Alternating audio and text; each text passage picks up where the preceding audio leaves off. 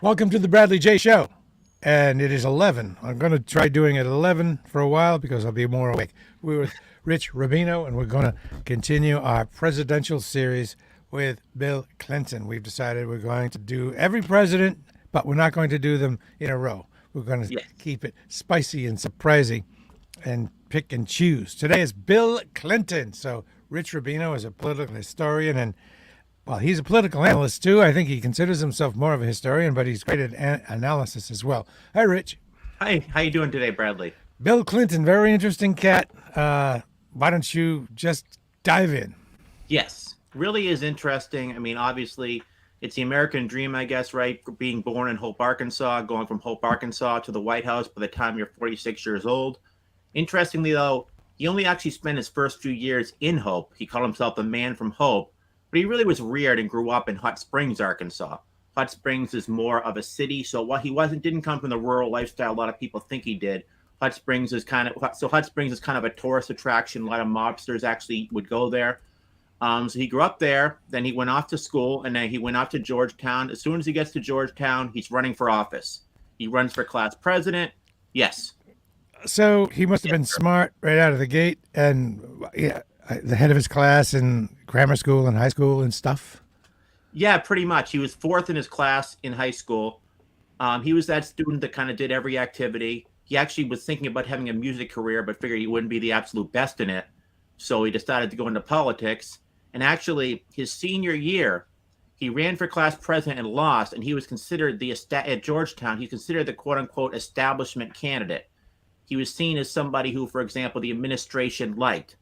There was an opponent who tried to run as kind of an insurrectionist candidate, and this is, of course, at the high watermark of the Vietnam War, the racial riots, and actually defeated Bill Clinton in that race. So Bill Clinton leaves Georgetown, lands up in Oxford, Rhodes Scholar, meets Hillary there, comes back, goes to Yale Law School. I'm sorry, he goes to Oxford, then he goes to Yale Law School. Hillary's there as well.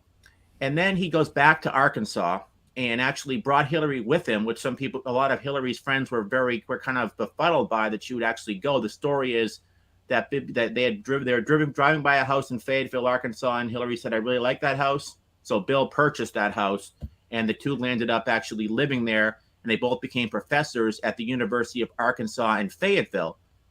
And in 1974, at just 28 years old, Bill Clinton, just back to Arkansas, tries a new adventure. He runs for a congressional seat in a district in Arkansas, one of the only congressional district really at the time that was predominantly Republican.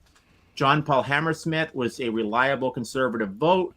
This was right after Watergate, and a lot of Democrats that year were basically running against Watergate. Bill Clinton was essentially doing that, and he came within 1,000 votes of actually defeating him in what would have been one of the biggest upsets probably in all time in Arkansas. So he came that close. And the story is next day he was out shaking hands again because he knew he was going to have a future race. So he got himself some name recognition. He got himself a little bit of a political organization, if you will, from that race. And by 1976, he runs for attorney general. And then by 1978, 32 years of age, he makes the impassioned decision he's going to run for governor of Arkansas, and he wins. So he's the boy wonder, 32 years old, comes from nowhere, governor of Arkansas. But he has a very tumultuous first term, in part because one of the first things he did in order to get money for road construction infrastructure is he raised license plate fees. Now, there were a lot of people in very rural parts of the state who had liked him. All of a sudden, they had to travel 2 hours to essentially pay their license plate fees, and they've just found out that the prices have increased on that.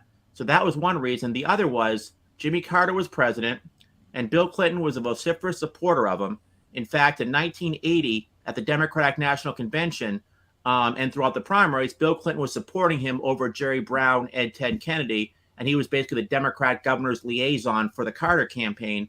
But Carter, if you remember the Mariel boat lift when Fidel Castro sent a bunch of Cubans essentially to the United States, Carter put a lot of them in Fort Chaffee in the state of Arkansas, and some of them landed up escaping. And Bill Clinton was kind of blamed for this. So in 1980, so 1980, Arkansas had two-term governorship at the time. Frank White a relative unknown, at least at the kind of statewide stage, upsets Bill Clinton. And it's shocking because Bill Clinton, who people were already saying the boy wonder, this guy's going to become president someday. Now he's the youngest ex-governor in the history of the United States of America. So he goes back, works for Wright, Lindsay, and Jennings, his friend Bruce Lindsay, and then comes back, does a political comeback, if you will, in 1982. And this is fascinating. So Bill Clinton, the former governor, wants to be the future governor, and he's running that year against, now this is, I think, probably one of the biggest rivalries, against Jim Guy Tucker. Fascinating race. Jim Guy Tucker, a former congressman from Arkansas, and Bill Clinton had actually seen him as his biggest threat going back to when he was running for a Senate seat. So he was running for a Senate seat against David Pryor, a staunch ally of Bill Clinton. And Bill Clinton sees Jim Guy Tucker, who was the attorney general at the time, as his biggest threat. So him and Dick Morris, remember Dick Morris, who became his political advisor all throughout his career, later when he becomes president, were actually writing scripts for David Pryor's political campaign to try to kind of expurgate Jim Guy Tucker from the political scene. And this is what they did. So when Tucker was running for Senate, he was spending a lot of time essentially away from Congress on votes. So Bill Clinton and Dick Morris devised a strategy, these advertisements that they would run, where they would essentially show all four members of the Arkansas congressional delegation, and they would say, this congressman votes aye, this congressman votes aye, Mr. Tucker, Mr. Tucker, Mr. Tucker, meaning that he was absentee.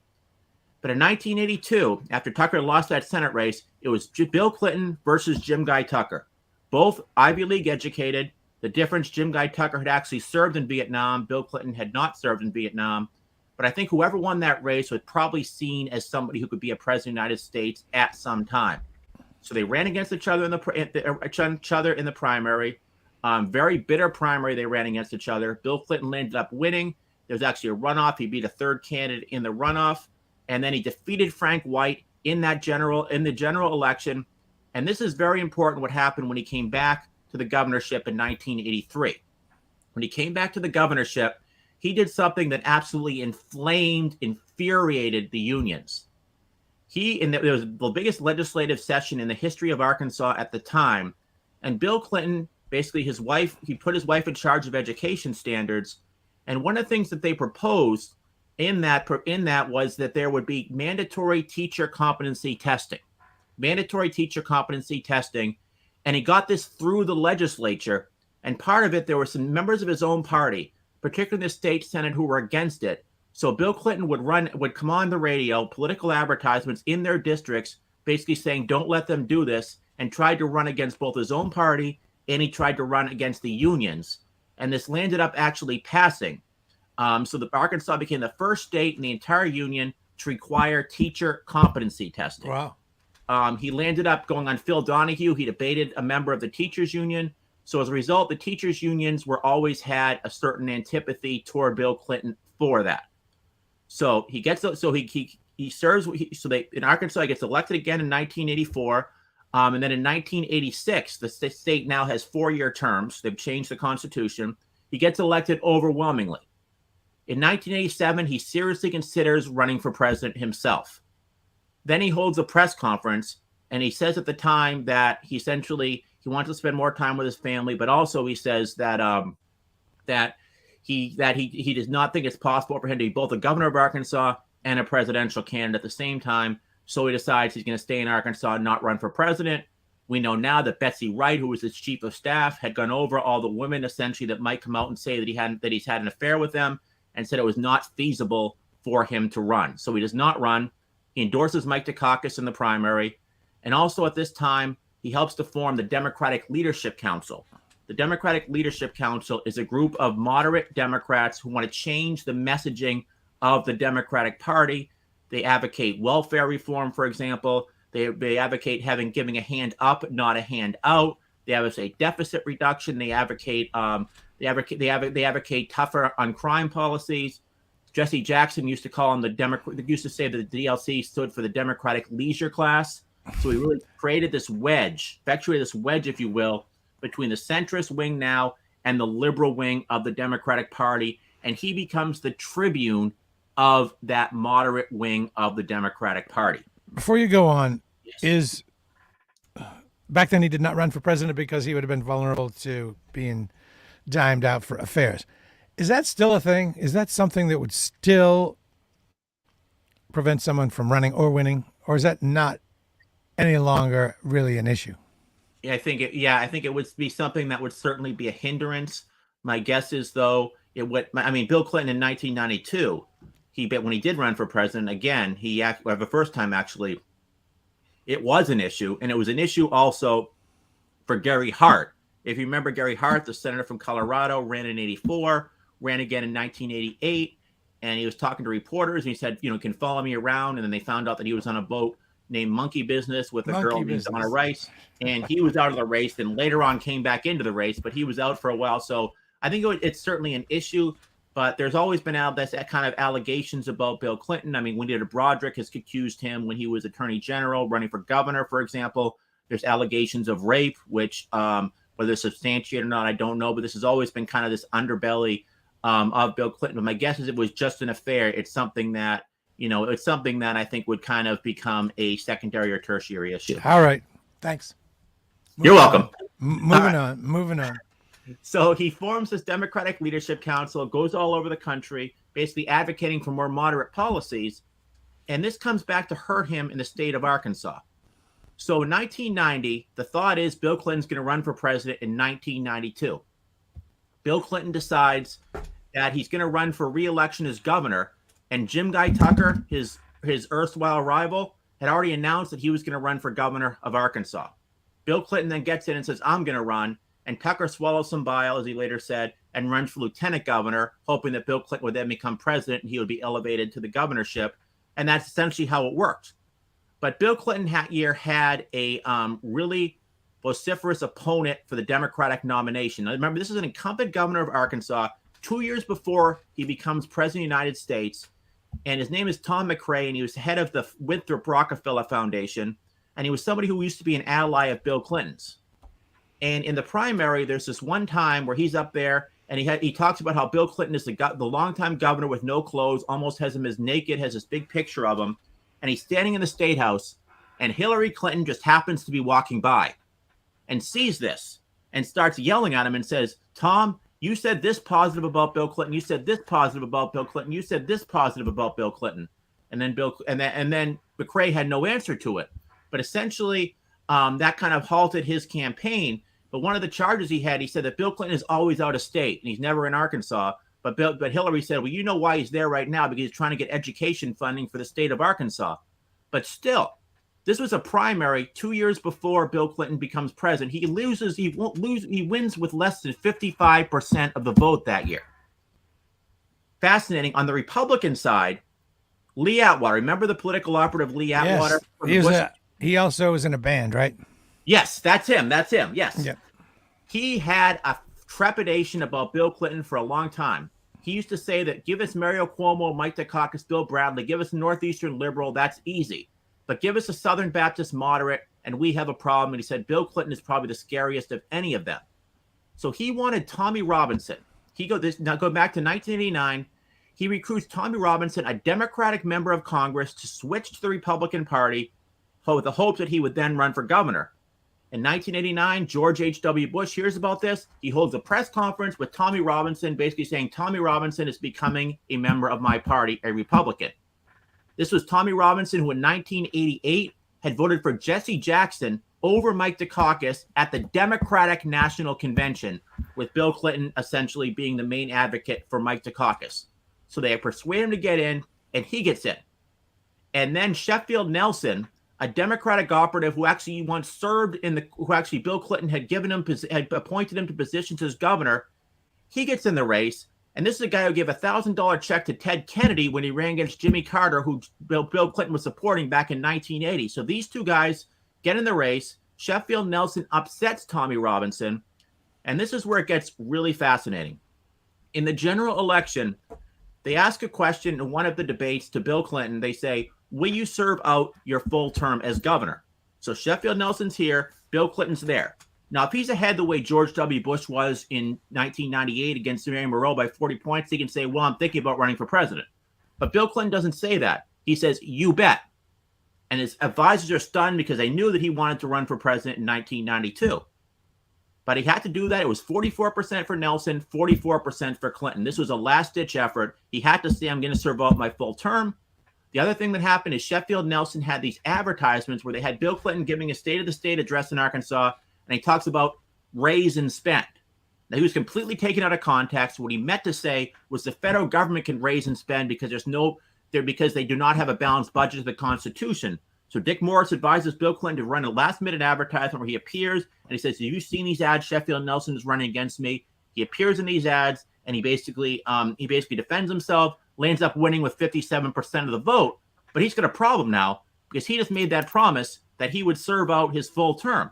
So he goes through an entire legislative session in Arkansas, gets education reform, including tax increases for education reform, increases per pupil spending in the state of Arkansas, and teachers' salaries, which helped him to propitiate the teachers' union who had been so inflamed with him. Right. Then at the end of that session, he decides he's getting George H.W. Bush's president, and his job approval had gone from 90% after the Gulf War down to about 38% because of the economy was in the doldrums, or at least the perception of it. So Bill Clinton goes on a secret listening tour, and he goes all over the state. He would come unannounced. He'd go to restaurants, shops, and he asked, what do you think about the idea of me getting out of this pledge that I made to you? And later he said, well, basically the people of Arkansas have said that I can do more for the state as president than I can as governor. So that's how he got out of that pledge. And he comes up, he makes an announcement. This is, by the way, in October of 1991. Imagine a candidate announcing that late today. He announces he's going to run. He announces he will run for president. And he says he wants to, quote unquote, in that press conference, in that announcement, make America great again, which is something I've heard since then. So he announces his candidacy, gets involved in the Democratic primaries, and he becomes a very strong candidate until the Jennifer Flowers thing blows up. Jennifer Flowers, who alleged that he had a 12-year affair. Then there are questions over his Vietnam draft status. The Vietnam draft status, Colonel Holmes, who he had released a letter where it showed that Bill Clinton had said that he wanted to get into ROTC, then he never did. And so this became an issue. And there were a couple other issues toward the end of the primary. He left the campaign trail, went back to Arkansas to preside over the execution of Ricky Ray Rector. And Ricky Ray Rector was somebody who back in the early 1980s had shot a police officer and a civilian, but then had also shot himself. As a result, he was mentally impaired. So there was a big question: can somebody who was that impaired, even if it's because of action he did to himself, killing somebody else, can they go through the execution? But Bill Clinton went down and oversaw it, so that inoculated him from certain Willie Horton type criticisms that had really immersed Michael Dukakis. But it's interesting, the primary schedule that year. So there were a lot of Democrats: Al Gore, Lloyd Bentsen, Richard Gephardt, Mike Dukakis, you name it. They all decided they're not going to run for president because Bush was so popular. Mario Cuomo, the governor of New York, was the front runner, and he was seriously considering running for governor or running for president. But because, at least this is the official reason anyway, because in the state of New York, they had a Republican state Senate, he had an issue with them about the budget. So there was a time when he would say, if we can get this legislative session over with, I might run for president. He actually had a plane parked waiting for him to go to New Hampshire at the last minute to bring him up to New Hampshire to the airport so he could sign the form, because you have to officially sign the form and be there to become a candidate in New Hampshire. The deadline subsided, and Mario Cuomo stayed there. So Bill Clinton, the first state he has is Iowa, but he doesn't have a campaign there because Tom Harkin is a senator, the incumbent United States senator from Iowa. So the thought is, well, of course, he's a hometown guy. He's going to win Iowa. So there's no campaign there. Tom Harkin wins overwhelmingly. Then you come to New Hampshire. And this is really where Bill Clinton needed to at least come in the top three after the whole Jennifer Flowers, where his poll numbers had come down. He had to do that, and he did. He said, I'll be with you till the last dog dies. And his main opponent that year, you had Tom Harkin, you had Bob Kerrey from Nebraska, Doug Wilder from Virginia had dropped out of the race, Jerry Brown, the former governor of California, was in the race, and Paul Tsongas from Massachusetts beat him by 9 points. But Bill Clinton said tonight, New Hampshire has made me the comeback kid. So the next day, the story was not that Paul Tsongas won, because, well, Paul Tsongas is from the neighboring state, so of course he's going to win New Hampshire. The next day, the story was Bill Clinton is the comeback kid. He comes in second place. He had been down to about fifth. He comes in second.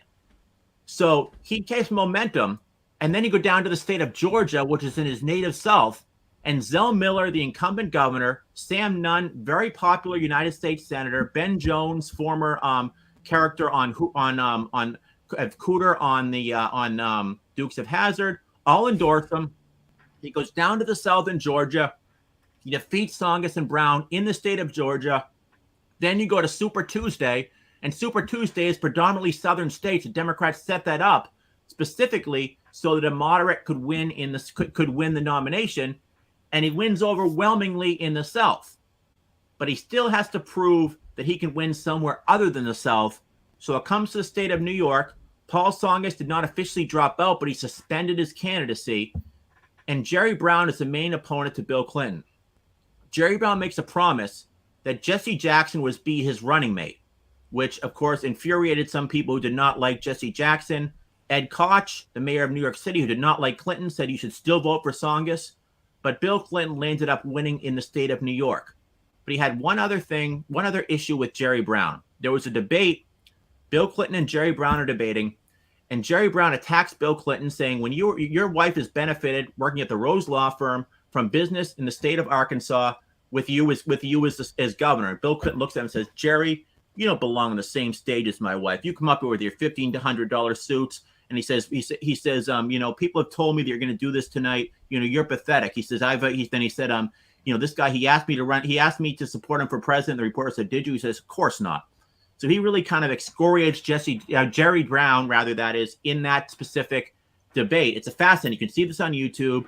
And Bill Clinton goes on to win the nomination. Fascinating, because if Democrats' heart was in it, they probably would have supported Jerry Brown or Tom Harkin, but they wanted somebody who could win. And they thought Bill Clinton, as a Southern moderate, had the best chance of winning after a 12-year hiatus from the White House. Bob Kerrey, one of his opponents, was saying that, as soon as he gets the nomination, he's going to lose. They're going to eat him up like a peanut. But Bill Clinton, of course, lands up winning the nomination. Then you have an issue. Can he consolidate the Democratic Party? Can he consolidate Jesse Jackson wing? Can he consolidate the other lines of the party? And he really did this, but he also ran as a quote-unquote new Democrat. His message was different than traditional Democrats. He talked about ending welfare as we know it. He talked about free trade. He talked about putting 100,000 more police officers on the street. He somewhat talked about deficit reduction. His opponent that year, George H.W. Bush, had a brutal primary. Pat Buchanan ran against him, so he had a divided Republican Party. Independent Ross Perot first put himself in the race. Then he was ahead. Then he dropped out of the race. Then he comes back into the race. Who Perot actually took support from. I think that it's probably a misnomer to say that he took more support from Bush, because a lot of his support was from Paul Tsongas Democrats, because they had the same plan about raising gas taxes to obliterate the deficit, but also Jerry Brown supporters, because he was vociferous in his opposition to NAFTA. So I think he probably took about 44 from Clinton and about 44 from Bush. So Bill Clinton runs a very, very strong campaign. The very end of that campaign, he actually goes to eight appearances on the last day of the campaign and gets laryngitis and can't talk by the end of it. And he lands up winning with 43% of the vote. So really an absolutely fascinating time, how he went from 1990, barely winning his own party's nomination for re-election as governor of Arkansas, then barely winning, well, at least till the last week of the campaign, his own re-election to 1992, got him the Democratic nomination, and then pocketing the presidency that year. So that's basically Bill Clinton up until the presidency. Then he's still governor of Arkansas, of course. And there's an issue about how to succeed him as governor of Arkansas. Some believe that it should go to the lieutenant governor. Others believe that under the Constitution, he can handpick his successor. But it lands up going to, after about a month of turmoil in the courts, it lands up going, of course, to Jim Guy Tucker. So that is kind of where it all comes full circle. So that brings us up to the presidency. Yes. Before we get into that,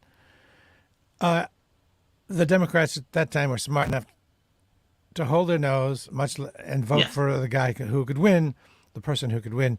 much like the Republicans do now. But it doesn't seem as though Democrats do that as much now, and to their own detriment, right? Well, I think in the last election, I think actually they did do that. Oh, they did. Because if you look at after Iowa and New Hampshire, there was fear that either Bernie Sanders or Elizabeth Warren would win the nomination, and the Democratic establishment did not believe that either of them could actually defeat Donald Trump.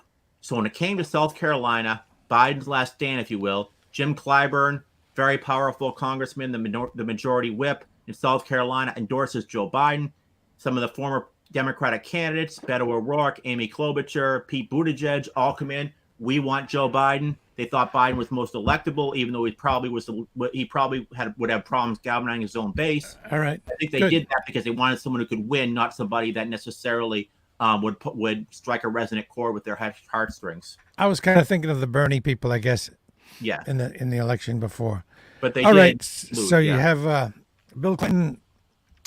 Bill Clinton is elected. I think my college roommate, Michael Kelly, who was a journalist, he was the first journalist killed in the Second Gulf War. I think he went to the inauguration with Jennifer Flowers just as a thing. Really? I think that he asked her out. It was one of those people, something like that, which was kind of, wow. He did it on a lark, and she went, I think. Don't hold me to that, but that's some trivia there. Fascinating. Okay, so there he is. No, we don't have forever. I guess we could take the highlights and the lowlights. At some point, of course, I'd like to hear about the mistakes made, and I would like to hear about NAFTA and how that worked out for Bill and how it has worked out for the United States as well. Yes. Well, first, fascinating. So Bill Clinton comes in, and one of his campaign promises was a middle-class tax cut. And that was something that differentiated himself. Paul Tsongas would say during the primary, I'm no Santa Claus, meaning he would not give a tax cut to the middle class because of deficit reduction. Bill Clinton comes in. He's in Arkansas. People come in to brief him. The Federal Reserve briefs him. And he finds out that the deficit is a lot bigger than he had actually projected it to be. So he forgoes the middle class tax cut for a couple of years. And his advisors say, you really have to go after the deficit. We have to tackle the deficit. And he says at the time, so I'm going to basically be a president for a bunch of bondholders. And that's essentially what happened.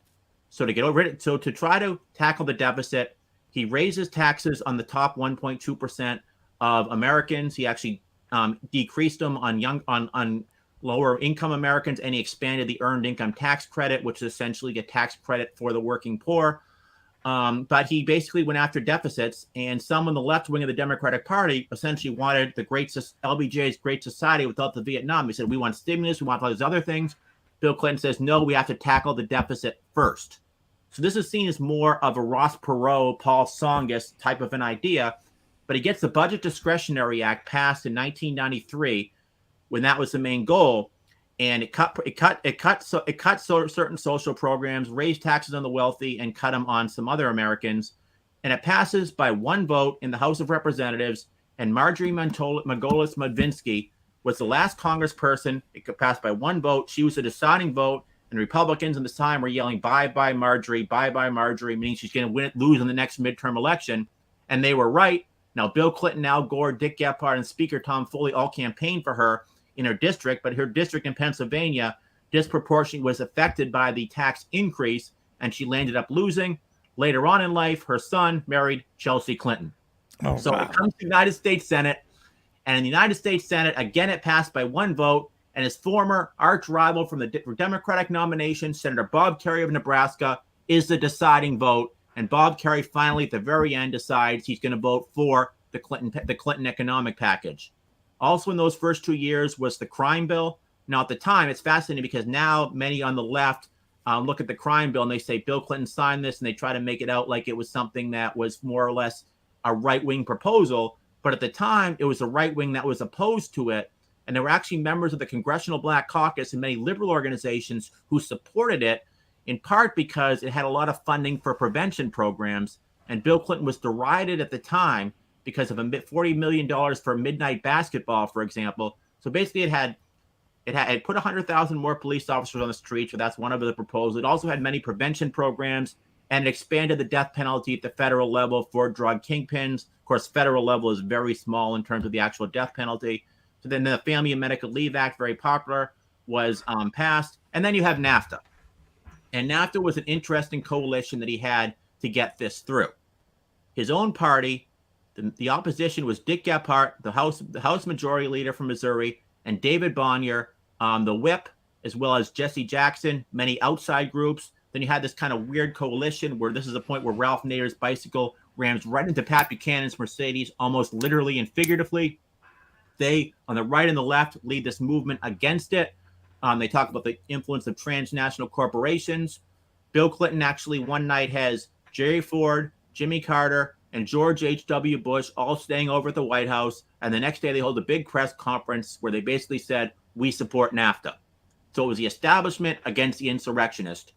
And in order to get through Congress, first of all, usually the whip of your party is the person who tries to get legislation through, but the whip was his main opponent, so he ends up having Bill Richardson, a congressman from New Mexico, becoming Bill Clinton's de facto whip for the White House.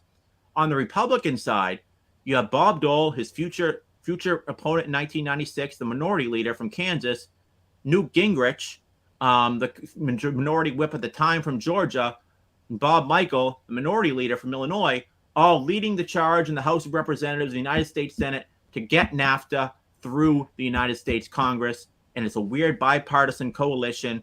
And it was the center right and the center left versus the far left and the far right. And they landed up getting NAFTA through. The same coalition, after the 1994 midterm elections, gets the general agreement of tariffs and trades through. And again, it was the same culprits being for it and the same culprits essentially being against it. So it was Bill Clinton working with Republicans and some Democrats, but predominantly Republicans, to get this through.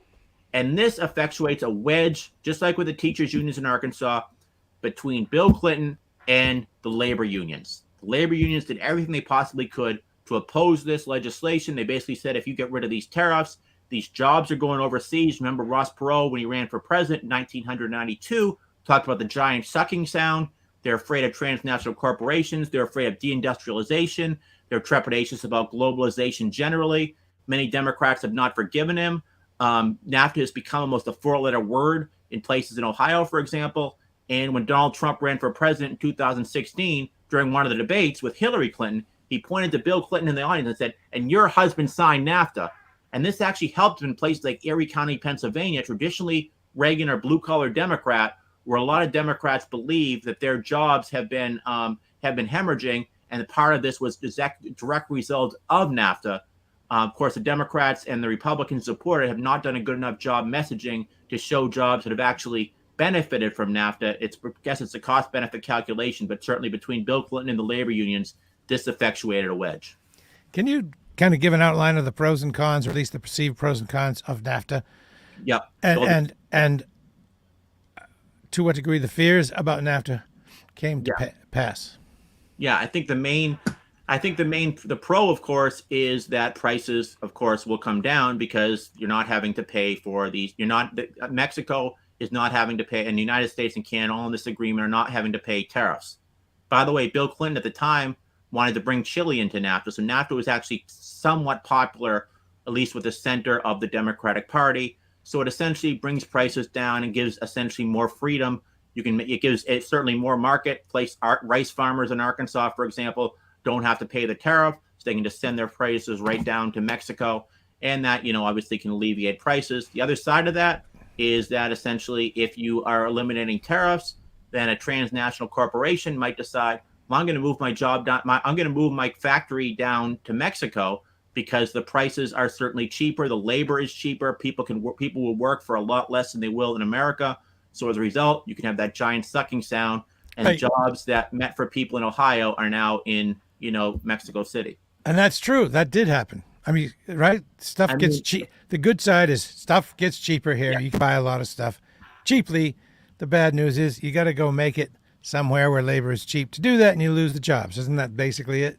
That's basically it. And so obviously it's a cost-benefit calculation. There are some people certainly that benefit from NAFTA, and certainly the consumers, I think, would benefit from it. But in terms of the labor force, I think that NAFTA, as well as automation, just globalization in general, I think obviously there are many jobs that'll be left behind. It's just like Yeah. when you moved from the information age when you moved into the information age, obviously lots of jobs from lots of jobs previously are lost, but so there are plenty of people who have certainly lost their livelihood because of NAFTA, and also not only NAFTA but GATT and all these other trade agreements.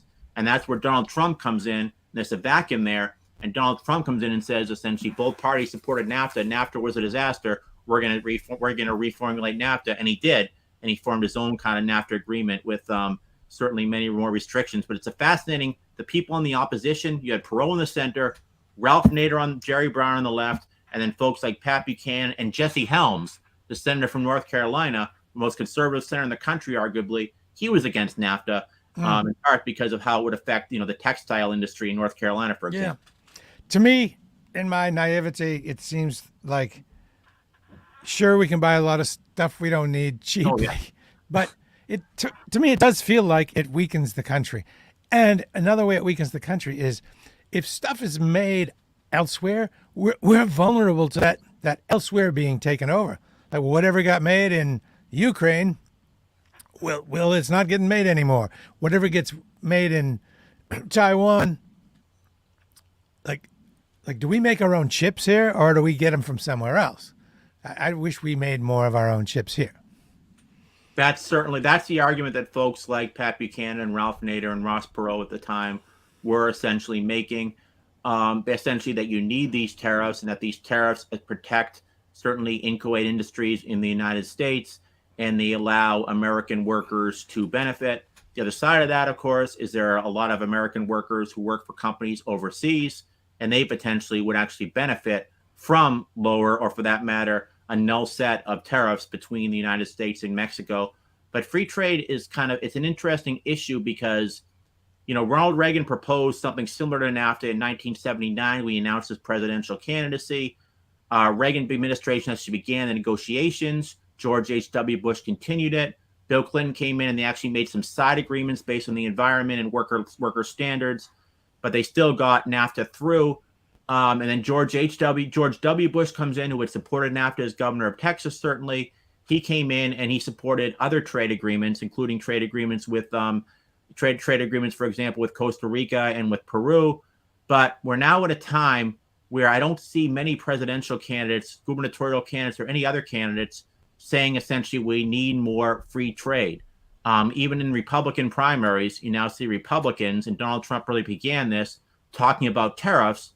And interestingly, Newt Gingrich, who was Bill Clinton's point man on the general agreement on tariffs and trades, when Donald Trump got elected, Newt Gingrich transmogrified his story and said, essentially, I now support Donald Trump's position on trade. That is now the prevailing consensus among Donald Trump Republicans, is you need more tariffs and you need an economic nationalist approach. So Pat Buchanan has kind of become almost hegemonic over the Republican Party, whether he knows it or not, when it comes to trade. That is now the majority position among Trump MAGA Republicans. It's fascinating how that's all kind of changed and altered.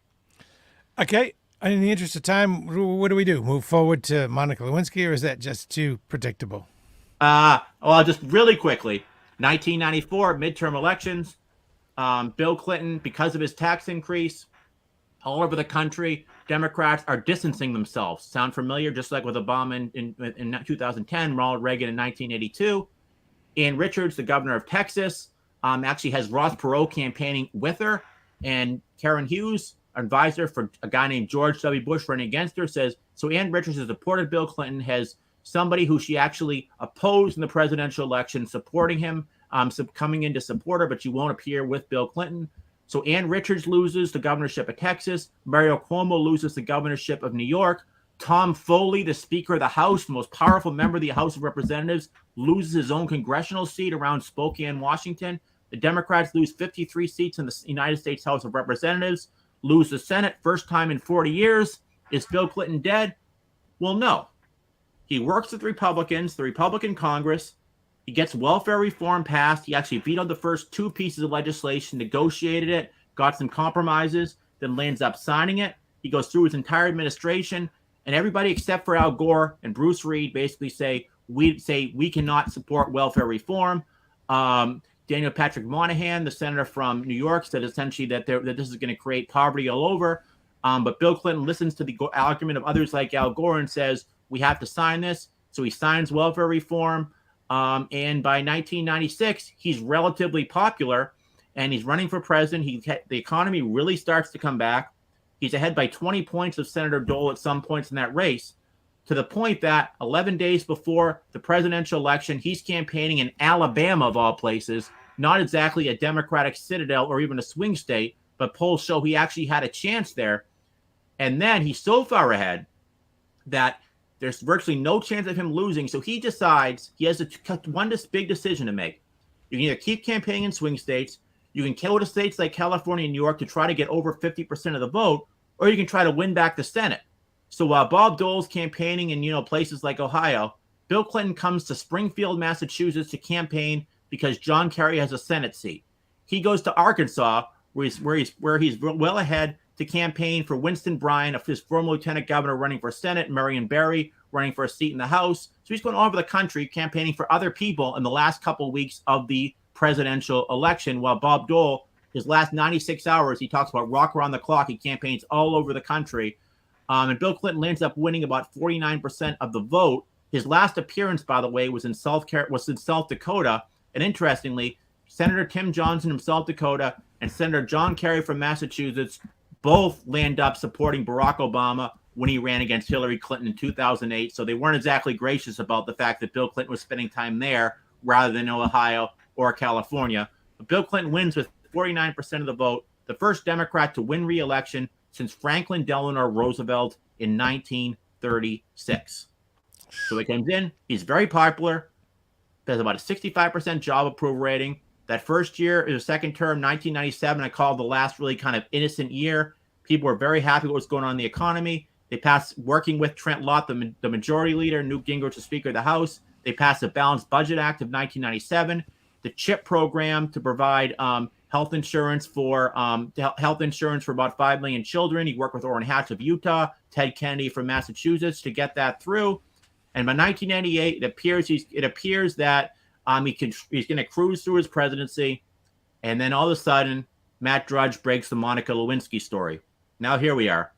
And Bill Clinton is asked by Jim Lehrer, because he had a pre-scheduled interview that day. And Jim Lehrer says, did you have a sexual relationship with Monica Lewinsky? And his direct answer was, there is no sexual relationship. That's a technical truth. There wasn't at that time, but there certainly was. That's lawyer speak right there. He probably he is. That's why he got through Yale Law School. He knows how to do that, and people did not pick up on that. And then he's got a State of the Union address coming up, and the day before it, there was supposed to be a traditional, essentially promoting a child care initiative, and Al Gore was supposed to be there. So Bill Clinton at the last minute tells Al Gore, I want to be there to speak. So this is the day before the State of the Union. Everyone's saying, was he going to resign? What's going to happen? Walt Blitzer is telling him about how he's going to resign. He gives about a 15-minute speech about child care. And then at the end of that speech, he says, finally, I'd like to say something to the American people. I want you to listen to me because I'm going to say this again. I did not have sexual relations with that woman, Miss Lewinsky. I never told anyone to lie. Not a single time. Never. These allegations are false. And I need to go back to work for the American people. Thank you. Next day, he delivers a State of the Union address. No mention of Monica Lewinsky. His job approval is in the stratosphere. Gets up to 78% at one point. One of probably the best State of the Union addresses in American history. But the Republicans soldier on about impeachment. Juanita Broderick comes out. Juanita Broderick makes those charges that Bill Clinton had raped her. Kathleen Willey is certainly out, who said that Bill Clinton had made advances on her. Paula Jones, who really kind of began the whole process. By the way, the reason Monica Lewinsky came out, Kenneth Starr, who was the special counsel, was supposed to investigate a land deal in Arkansas called Whitewater, because a judge named David Hale, this is one man, had made the charges that Bill Clinton, as governor of Arkansas and as attorney general, had asked him to help him secure a $300,000 illegal loan for his business partner, Susan McDougal, to keep Whitewater afloat. Illegal how?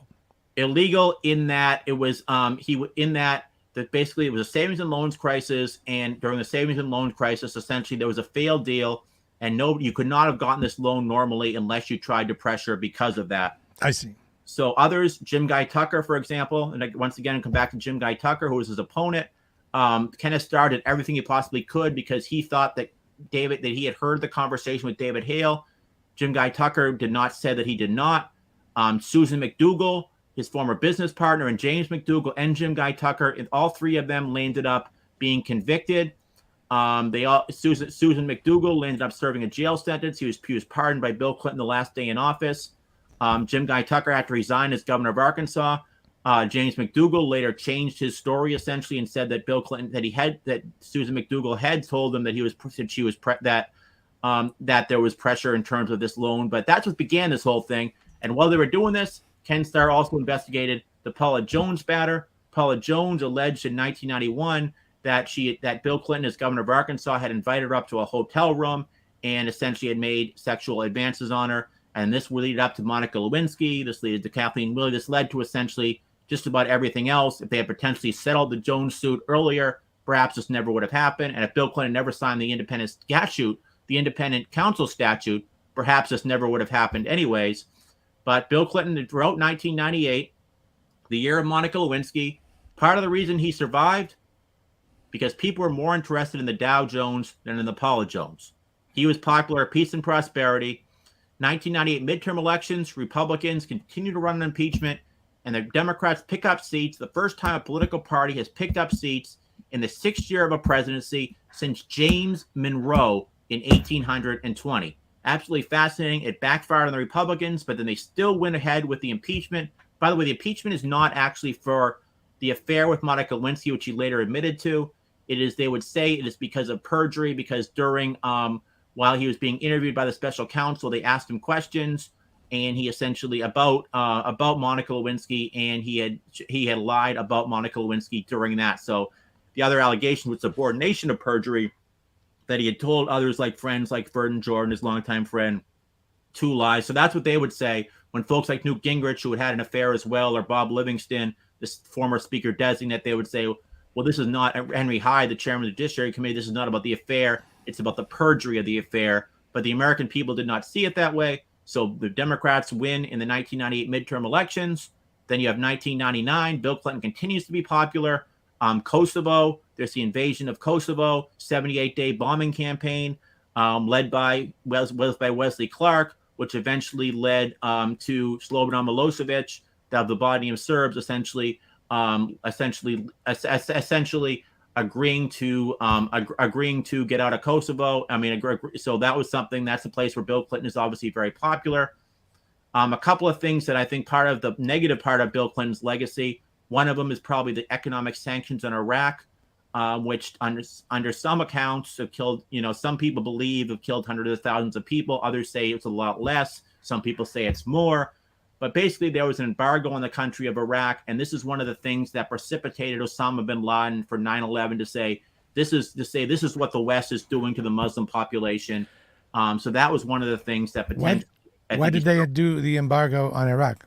This was after the Gulf War. So after the Gulf War, George H.W. Bush, and this wasn't only the United States, but the United Nations, and John Major of Britain decided they're going to put an embargo on the country of Iraq so that they did not develop nuclear technology. I see. Okay. The problem, and Bill Clinton continued this policy, there was opposition in the left and the right on it. The problem with the economic sanctions on Iraq is they disproportionately affected the people of Iraq. And while Saddam Hussein had essentially palaces in every single one of his provinces and had a 269 foot yacht, which was not necessarily affecting Saddam Hussein and the leadership. And Saddam Hussein can essentially use this and say, this is why you're starving. It's not because of me. It's because the West has put this embargo.